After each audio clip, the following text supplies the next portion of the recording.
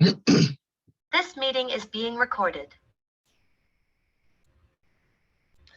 Good morning. I'm Anne-Marie Johnson, Vice President for Federal Market Engagement with CGI Federal, the proud chair of the Federal Insights Exchange Program, and also a member of the IAC Executive Committee.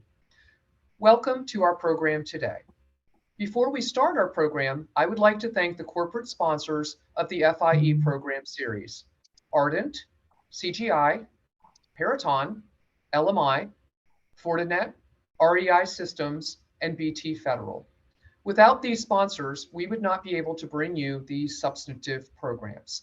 If your company is interested in being a 2023 patron, please reach out to Carol Miller at the ACT-IAC offices. The purpose of the Federal Insight Exchange Program is to provide substantive conversation between government and industry about government program and mission outcomes. We have grown to 15 teams listed on this slide. If you are interested in joining any of these teams, please contact either April or myself. We are actively recruiting volunteers for all of our teams. Our contact information is shown on the slide that you see. It is also available on the ACT-IAC website. ACT-IAC has many upcoming virtual and in-person sessions as shown on this slide. ACT-IAC believes in the power of collaboration. We have several events across the association, our community of interest meetings, the ACT-IAC Academy, and more. Please visit the ACT-IAC website for additional information and registration. We have a few upcoming programs that may be of interest to you in the coming weeks. Please take a moment to view them on the ACT-IAC website. There is also time to register for this year's Imagination ELC taking place October 23rd to 25th in Hershey, Pennsylvania, the sweetest place on earth. This year's theme is From Progress to Possibility. The conference is being chaired by Laura Stanton of GSA and Kendall Holbrook of Dev Technology Group. Visit our website for additional information. Today's event is brought to you by the HHS FIE planning team led by Don Emerson with Artemis Consulting, who also championed today's program. We are also pleased that Don is going to moderate today's conversation.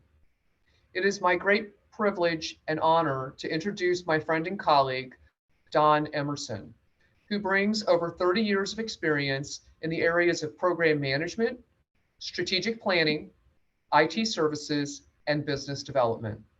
Don also provides leadership in delivering operational excellence and driving the growth strategy for his firm into new markets while maintaining a focus and commitment to service delivery within the core lines of business. His expertise and experience includes supporting agencies across DoD, federal, and state government, as well as commercial and nonprofits. Don, thank you so much for all that you do for the Federal Insight Exchange Program and for bringing today's conversation to the ACT-IAC community. Good morning, Don. Good morning, Anne-Marie, and good morning to everybody. Thank you very much for that introduction, and April, thanks to you as well for coordinating the event. So today's program is going to focus on somewhat of a little-known requirement that's placed on agencies regarding the mandate to provide accommodation for individuals with limited English proficiency. Unlike the very well-known directives on 508/WCAG accessibility, the mandate to provide meaningful access of information and services to those individuals who aren't English proficient really isn't well known or understood.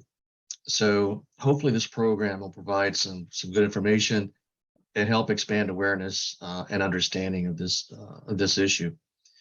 So briefly, the way the program is going to work today, we have two very knowledgeable panelists, one from government and one from industry. I'll be introducing each of the panelists, allow them to discuss their backgrounds a little bit more in depth, and then we'll get into discussions. At the end of the discussions, we'll open up the floor to any questions. We prefer those be typed into the chat, but if those need to be done orally to make it more clear, we can certainly do that. So we'll start by introducing our first panelist, Mr. Michael Millet. Michael's an attorney advisor in the Federal Coordination and Compliance section of the Civil Rights Division at the U.S. Department of Justice. His office investigates complaints filed against recipients of federal financial assistance under the Title VI and the Civil Rights Act 1964, and he coordinates federal agency compliance with the language access obligations of Executive Order 13166. He conducts language access investigations, provides language access technical assistance and training, and administers the website lep.gov. So Michael, welcome. We certainly appreciate you participating in the panel. And if you could give maybe just a little bit more insight about yourself, your career, and how you got involved in the LEP area. Sure, Don. Thanks for having me. I really appreciate the opportunity. I grew up in upstate New York, which is a very rural area, but I graduated law school from 2005 and worked with quite a few LEP individuals during law school. And before I joined DOJ in 2010, I was an attorney at the Empire Justice Center in Rochester, New York, where I focused primarily on improving access to services and information for limited English proficient and deaf and hard of hearing clients. That was my primary client base that I worked with. And kind of through my career, even starting before DOJ, I've worked on a lot of language access issues as it relates to technology, including how to improve access to websites and digital services, specifically for limited English proficient LEP individuals. Okay, thank you very much. And then Suraj Singh is our second panelist from industry. Suraj is the CEO and president of Translations International. Translations International is a language service provider with over 20 years experience in providing language services to the federal government. He's a 22-year veteran of the language industry and has worked with many government departments to both develop and manage their language programs. So Suraj, welcome to you as well. Thanks for participating. And can you give us a little bit also more in-depth background for yourself? Good morning, Don. Thank you for having us, and thank you for the rest of the panel putting this information session together. So my name is Suraj Singh. I'm been in the language industry now for 22 years. I am originally from South Africa. I moved to the US in 2000 and was looking for a job and ended up working for a translation company. And I didn't even know that the industry existed. Over my time in the industry, I really got to understand how critical language was, especially in our intelligence gathering activities in the US government when I ran our intelligence and language division at New Technologies. And over the course of 22 years, the language industry has grown and evolved significantly, especially with the aid of technology. And we've kind of been at the forefront of that, embracing that, changing as the industry grew. And today, my major contribution to this discussion is our role with the US EPA and how we helped them develop their LEP language contract back in 2014, and has grown into one of the largest and most successful LEP contracts in the federal government. And I'd love to share with you insights on how we developed it, the different services we added, how we made it easy for government to access the services, and how we customize and can customize services to agencies to make it easy for you to be able to deliver these resources to your users. Thank you, Doc. Okay, great. So it's probably best to get into an overview of just what is this limited English proficiency mandate that we're talking about. So Michael, if we could start with you, can you provide us an overview of Executive Order 13166, Title VI, in the context of, for each one, what they require, who each applies to, and why it's important to understand and adhere to the requirements?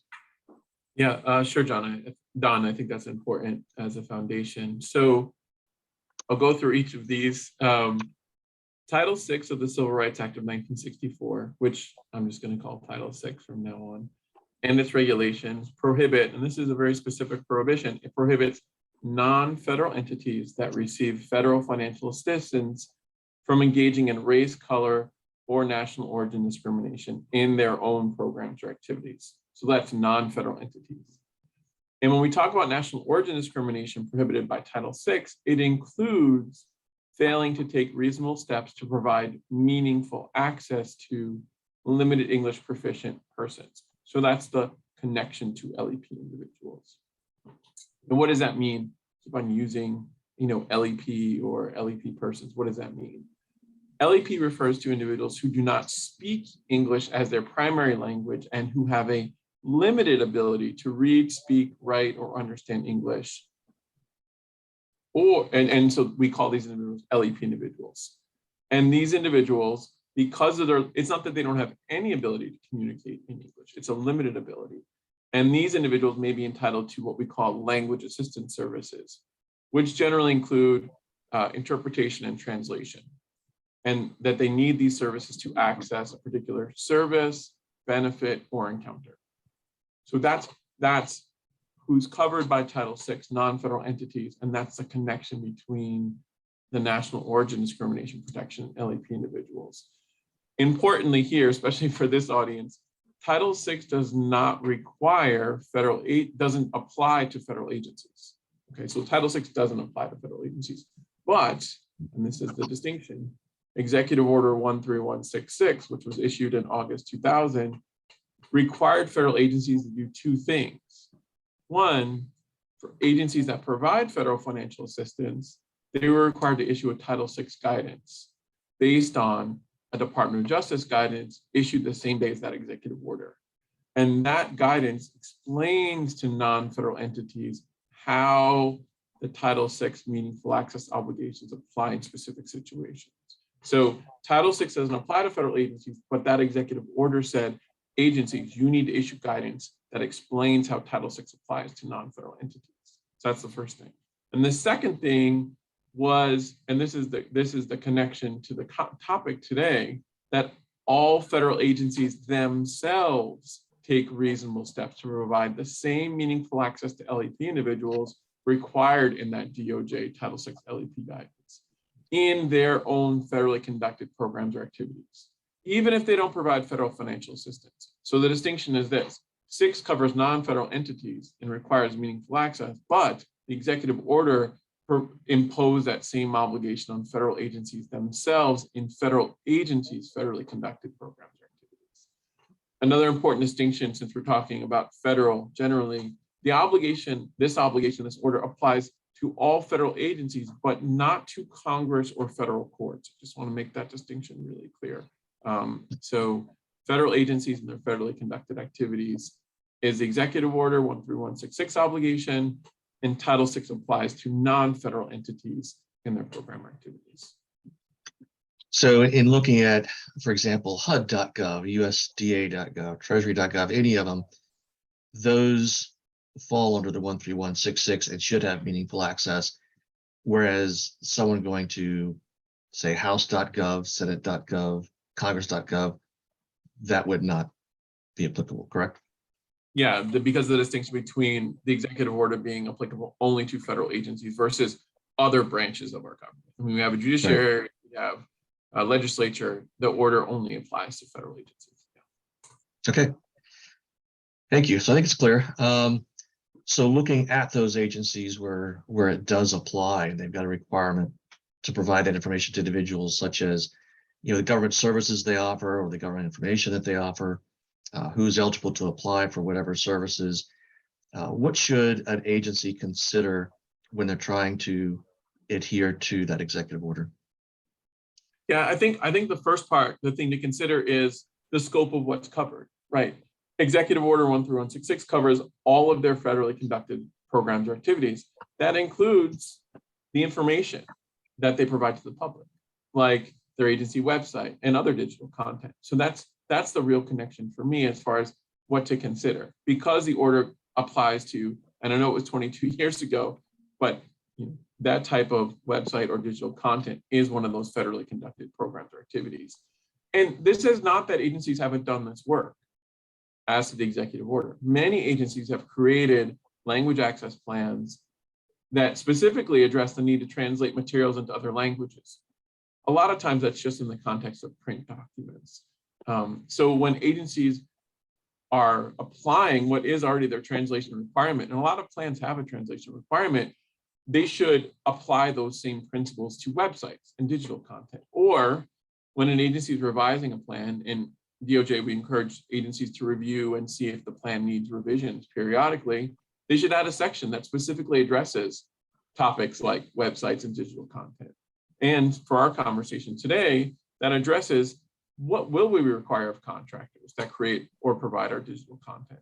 So they have a vehicle. The language access plan that a lot of agencies have is a good vehicle to address these topics. And a lot of agencies have a plan. And they also have a lot of the plans I've seen address translation, but it might not just be specific to this digital content or what they should require or what their standards are for contractors to meet that obligation. Right. So that's I guess, a good segue to the next question, because a lot of agencies out there do outsource either all or part of their web development and support needs to contractors. And I know those requirements, the solicitations, always include Section 508 accessibility requirements, the mandates for 508/WCAG, but only rarely. In fact, I can't even remember specifically a solicitation speaking to this executive order or the language access plans. So do you think this is a general unawareness of the requirement? The implementation may be too hard for agencies to really pursue, or is there other reasons maybe that you just don't see it in the solicitations? Yeah, Don, I think it may be a lack of awareness, but also it is the challenge of how to address these obligations and requirements in contracts, right? Since, like you were saying, unlike 508 or WCAG standards, which are generally understood and followed by a lot of federal agencies, contractors, and even those non-federal entities, there are currently no governing or universally accepted standards for the creation of non-English websites or digital content. We don't have a version of WCAG for non-English content, right? So that really is a challenge. And it means that despite these obligations, which they have been around a long time, federal agencies and non-federal entities may not consistently require compliance with Executive Order 13166 or Title VI in their vendor contracts. Or, and this is the real issue, or they might not require those contractors or web content or web designers to address access for LEP individuals. For example, when they're doing their usability testing, right? We do usability testing, but do we test for this very large population that might need the website? Or do we require them to think about LEP individuals when creating the website or digital content before it's live? So I think there is a little bit of lack of awareness, but it is hard without having specific standards. But the obligation is still there, both for the federal and the non-federal entities. And so to give an example of a thing that is somewhat related, GSA and there's an LEP subcommittee that's part of a Title VI interagency work group, created a foreign language service ordering guide in August 2016, which may be useful resource, when we're thinking about developing requirements for non-English digital content in contracts like we're talking about. And that guide was created to help agencies assess their language needs and contract with language service providers. And among other topics, it addresses items that should be in a statement of work, how to monitor performance, and the use of web and computer-based translation tools. So that guide, it is a bit dated, but there are some concepts and principles that would be applicable for agencies to think about or look at when developing how to require this of contractors and other digital content providers. Okay. So there seems to be, I guess, a general unawareness. And so agencies or maybe contractors they're here on this program, if they did want to find out additional information, or where would they go to get that information?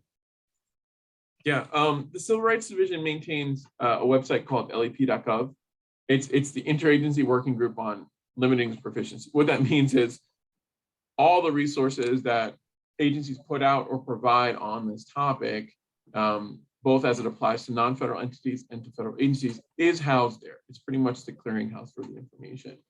And It includes everything I mentioned today, all the resources and the orders and everything I mentioned today. But recently, because of the interest in this topic, honestly, over the last year or so, we have created a dedicated page for digital services and websites. And that specifically has resources that address how to create multilingual content, the use of automatic or machine translation, which is a very common topic we get questions on, and the requirements of federal agencies. And one resource on that page I wanted to highlight is something that the working group put out last year, which is called Improving Access to Public Websites and Digital Services for LEP Persons. And that was issued last December. And I think it's helpful because it explains best practices. It includes screenshots of different features that are used on websites and social media platforms to provide meaningful access for LEP persons. So I think it's a good resource for, the site is a general good resource, but that guide particularly is a good resource for, well, what does this look like? You know, give me an example of something that would have this. Show me a screenshot of where this was implemented on a site.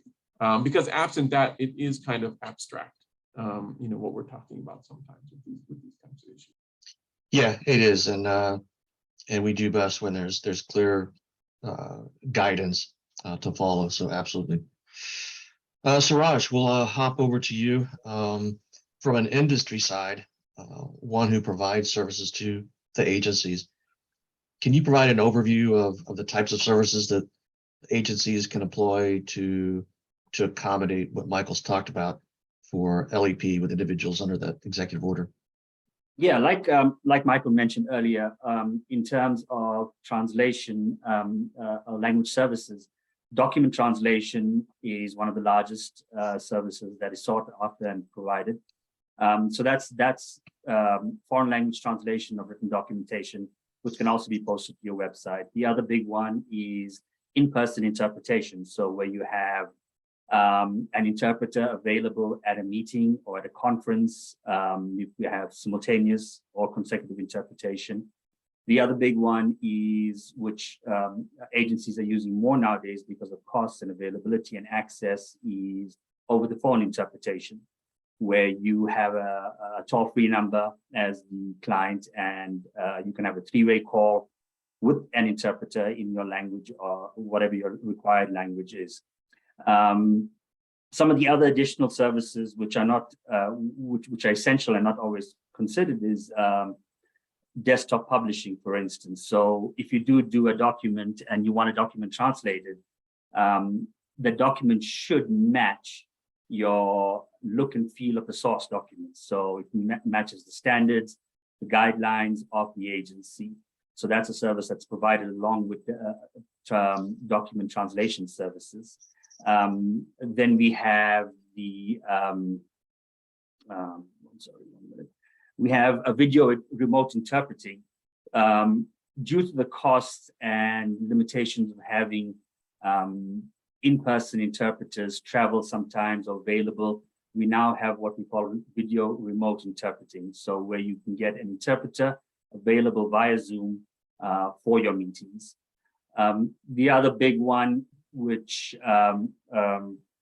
Michael mentioned and is significant, is web localization.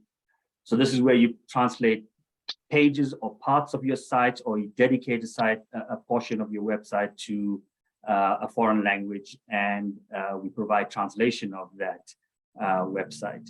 We also do audio video localization, so dubbing or voiceovers and subtitles of videos in foreign languages, and that's particularly useful for training, informative kind of videos where the agency is putting out information on an event or training, and we can do that in foreign languages also.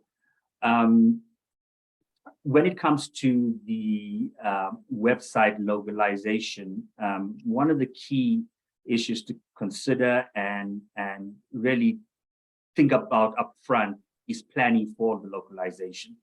So when you are doing your web development and you're working with your contractor, is to scope that out in the initial concept, because many of the content management systems Right now, I think pretty much all the major ones can handle multilingual content if they're all set up for that. And that saves a lot of cost and effort at the back end of the effort for the translation agency. So that in a nutshell is the kind of services available that we provide pretty regularly. So that is a lot of services, and thanks, appreciate it. So I think a lot of agencies, when they see this or become familiar with it and looking at the requirements, cost could be an issue or a concern. What are some of the strategies that agencies can employ or consider in trying to minimize the cost to implement these accommodations? Absolutely. There's quite a wide range of translation services. And I think that the number one factor is to plan and understand your audience. So you really don't need to provide all these services to your audience just because they're available. You need to understand what your particular audience requires. For instance, with EPA, we do a lot of in-person interpretation at town hall meetings because that's a big audience that they need to touch. But if you do not have a lot of in-person meetings or conferences, that's not a cost you want to spend money on. Planning, like I said, you can save a lot of money by planning up front for your web localization. If you have the whole thing scoped out, the content just flows out and flows back in. Whereas if you backwards engineer that, you're not spending a lot of money. Managing your translation memory and leveraging that to save costs up front. So translation memory is a database of your previously translated materials. And the industry standard is that content belongs to the client. So it's important to know what that is, to manage it and take ownership of that and update it regularly. Leveraging tools, translation management tools. So there's a range of translation management tools out there nowadays. And one of the big issues for an agency is how do we manage the cost and where do we find the personnel to manage the translation process between the language service provider and our users on the other end. There's several automated tools nowadays that can be customized for your particular agency or department, where your users can get access to the translation services pretty directly without any additional costs. And I think that's a significant savings in terms of resource management for the agencies. But a lot of planning, understanding what services you want to deliver, what languages you want to deliver, for instance. So sometimes we'll translate a document into 9 languages. That ends up costing a lot of money if you only really have an audience for 2 or 3 languages. So really understanding what your needs are and not just having this broad kind of stroke effort can save you a lot of money up front. So with the agencies having typically multiple web properties, portfolio of web portals, et cetera, then I would imagine it's better off, rather than contracting each individual web portal for language services, having one that is across all of them to have some of that standardization and easier reuse. Absolutely, that would be ideal if you can understand what kind of content you want to share with your audience and have that localized into one web portal. And that's going to be much easier to manage in terms of meeting standards, web development standards across the government. Because if you're trying to do that for 5 or 6 different websites, I mean, that's just a significant effort and significant cost. Whereas if you say, I've got a foreign language portal and that's the content I'm putting in there. And again, using CMS technology, you can pull in content, specific content from different websites into the single portal, and you can connect that directly to your language service provider so that content flows out, is translated and loaded back into that portal. And then you've got one standard set of rules that you're following, even in terms of design, use of glossary of terminology, translation memory. It's very streamlined that way. Okay, great. So we're 30 minutes in, and I want to give the participants an opportunity to submit any questions they might have. So April, will they just chat into the the Zoom chat? Yes. Any questions, please either raise your hand or pose your question in the chat box.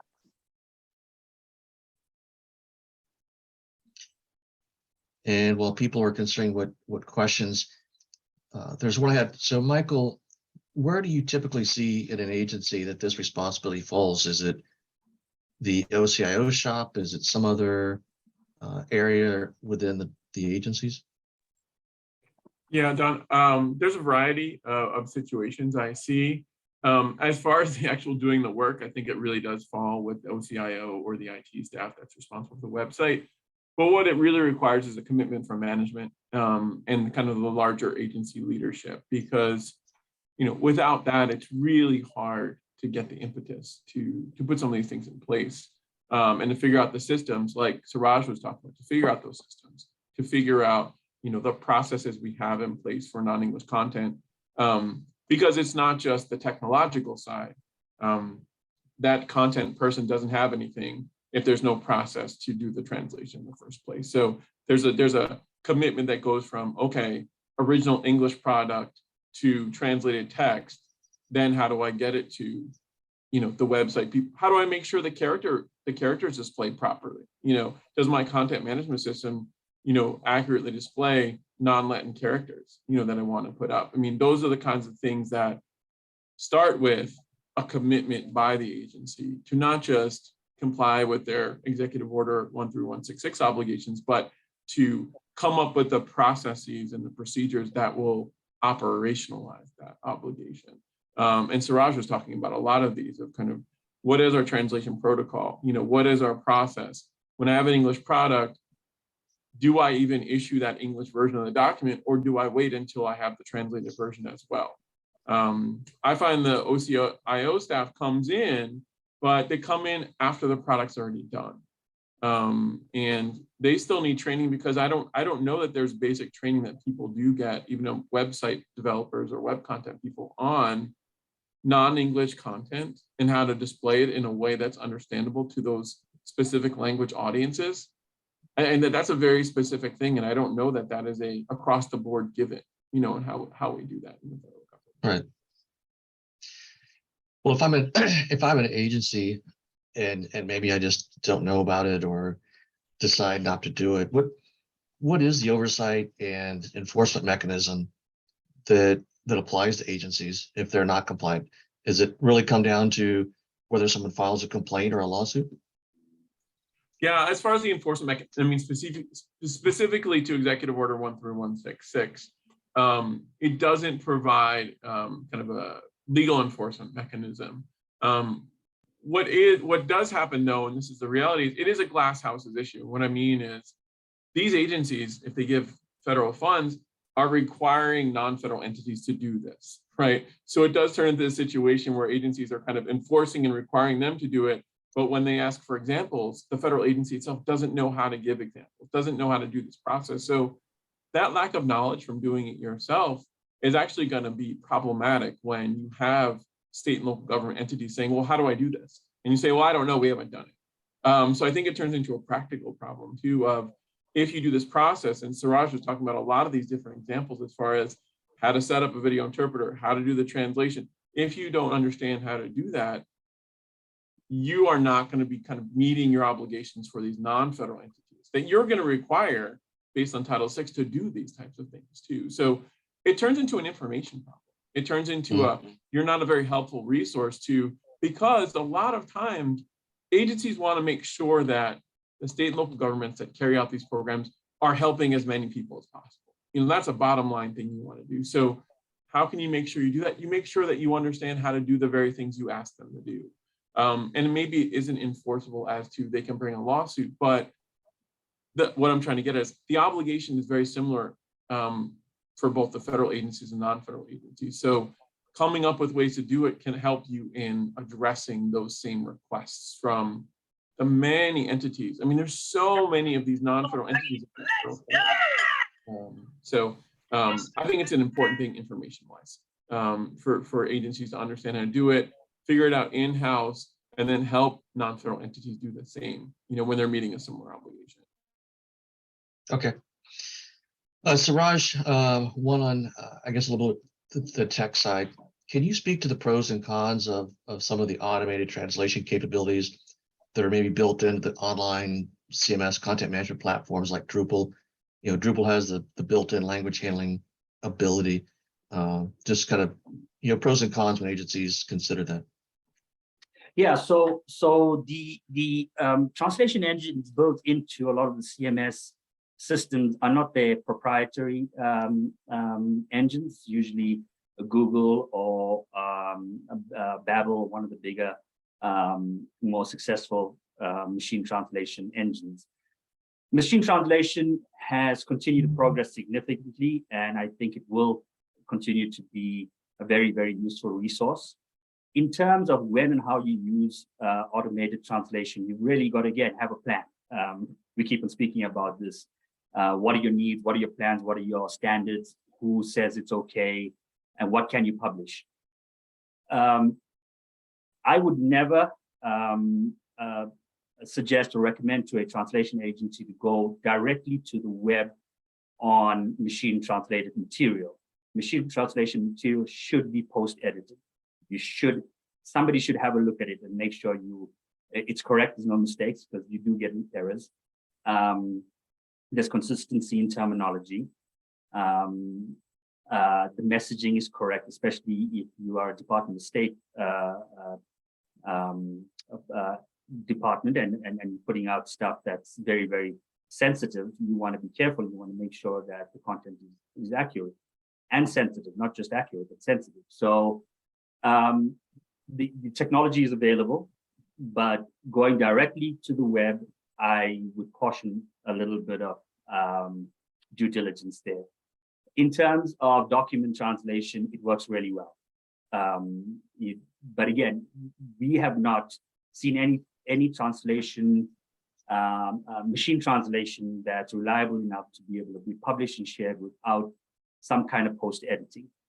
But on the other hand, machine translation can save you significant time, significant amount of cost, but you've got to manage the front end of that. So that's your glossaries of terminology, making sure that the machine is using your glossaries. What are your standards? In the most perfect situation, it's controlling the English that you put in or the source content. So it's controlled English, so you get a controlled product out. But it has to be a very thoughtful process. It's not something that you simply go to the web, Google web, and translate and simply publish that because you think it's okay. There are very, very significant dangers with just doing that. So you do need to have an agency. If you're working with a language services provider, you set this all up front and you say, listen, I want to use machine translation for this kind of content. How do we manage that? What are the precautions we take? What are the style guides we set up? Who's the post editor? What's the process for that before it goes live? So again, a lot of planning, understanding, seeing what your standards are, looking at the tools, and working with an agency. You can take a lot of the effort and responsibility of the actual federal government employee. Okay. Have you seen agencies start to delve into this multilingual capability for the multi-channel publishing, meaning they're publishing content to the web, to social media, all the various platforms? Do they have that translation capability as part of it, or do they typically stick to just on the web? Generally, right now, it's just on the web. We do have some agencies that are actually authoring content in foreign languages for social media, not simply translating. So that's a different capability, but that's a very expensive capability, as you can understand, because you've got dedicated resources authoring content. It's still, in our experience, it's still pretty new. Most of the web content we put up right now is simply web translation, site page translation, or uploading content as attachments to websites. Okay. So I imagine also that these agencies, if they have the capability, if they're doing this for dynamic content that routinely changes, gets updated, refreshed, that requires ongoing retranslation, verification. So it's really not a one and done, it's an ongoing process. No, absolutely. And that's what we talked about translation memory earlier. So if a translation memory creates a database of your previously translated documents. So for instance, if you've got a manual that is updated every 6 months, but you've only got 10 or 20% of that manual that's updated, using your translation memory, leveraging that against the document, you are only going to translate that 10 or 20%, and you're only going to pay for that, and you're going to get the rest of it discounted or free. It saves time, it ensures consistency, and saves a lot of money, obviously. But that way, you're getting your documents updated consistently.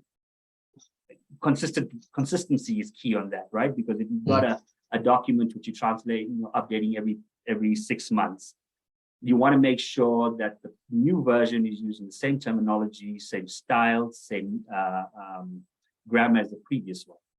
You don't want to have completely different documents.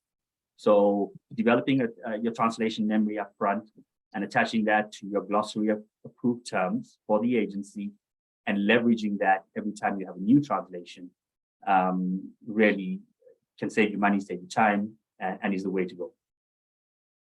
Okay. And I think the last question here is, Suraj, in your experience in the industry, have you seen agencies solicit for the language translation capability as a siloed effort, or have you seen it also as part of the web development effort, or both? We've seen it mostly siloed, and it's usually after the fact. We've seen a few SOWs or RFPs right now that include a very small requirement for translation, but we haven't seen that as a major push. Most of it is after the fact, after the website is set up or the requirement is required. And usually it's after the fact. Usually the problem we have is an agency or a client may take 2 years developing the content, and they come to us and they want it translated in 3 weeks. And that is flawed. It creates lots of problems in the process. So again, if you can plan this up front and you develop that along with your website or with your LEP plan, you can save a lot of effort and costs. And the one thing I wanted to mention, Don, which I didn't talk about earlier, is when you develop your LEP contract or your SOW, is to look at the reporting capabilities of any potential provider. As the government user, as the person in the middle, you're going to have a lot of need for data at the end of the month. What languages are we translating? What is the usage? Who's using this? What departments are using this? What is the cost per word? And we are able to, or an agency, a language services provider, is able to capture that data upfront and provide you very useful reports at the end of every month or whenever you need it. And that's going to tell you what your usage is, what parts of the country, you've got different field offices that are using your services, what languages are required, and you can fine tune the process. You asked Michael earlier about enforcing the LEP requirement. And I can't speak to that, but I can tell you that we've seen the agencies and departments that have a robust language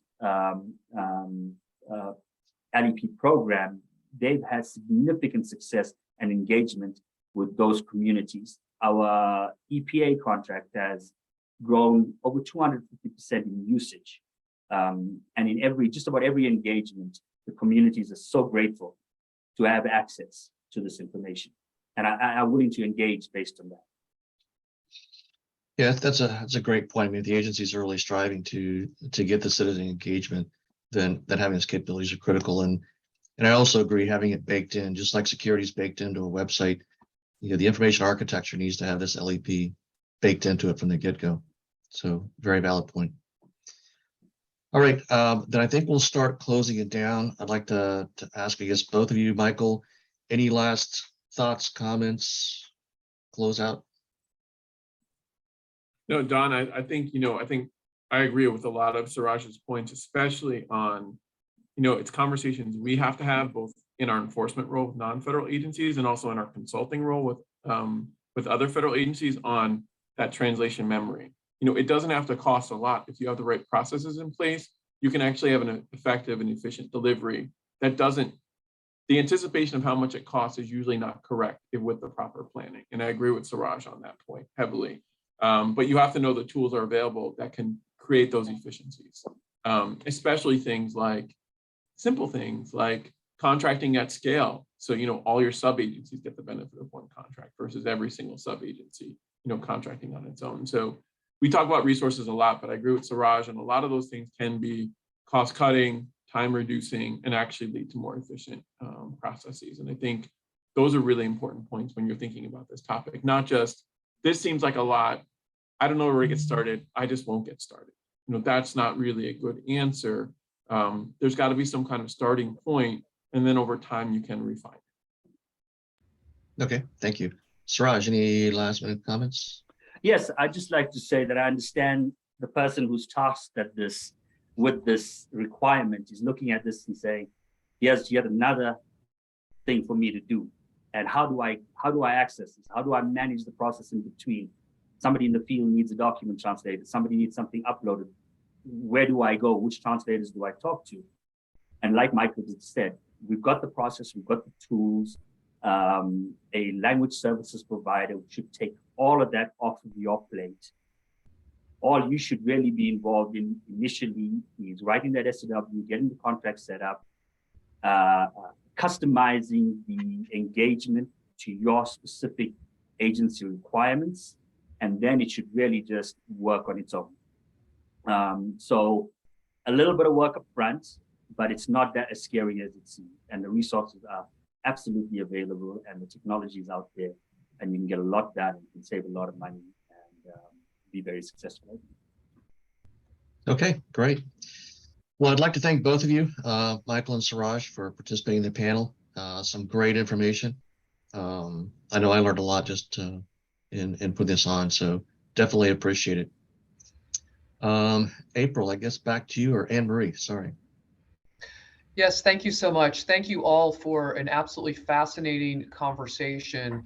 Without access to the digital tools, people with lower levels of English proficiency are locked out of the services of our fine nation. I want to thank you very much for joining the Federal Insight Exchange Program. I'd also like to thank our audience for joining our session today. The recording will be available. It'll be, ACT-IAC will send a link to the recorded Zoom session.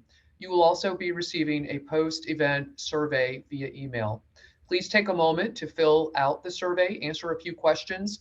Your feedback is essential to helping us to craft the right programs for the association. To find out about the next series of ACT-IAC's programs, forums, and webinars, please visit our website at actiac.org. Take care and have a great rest of your day. Thank you. Thank you.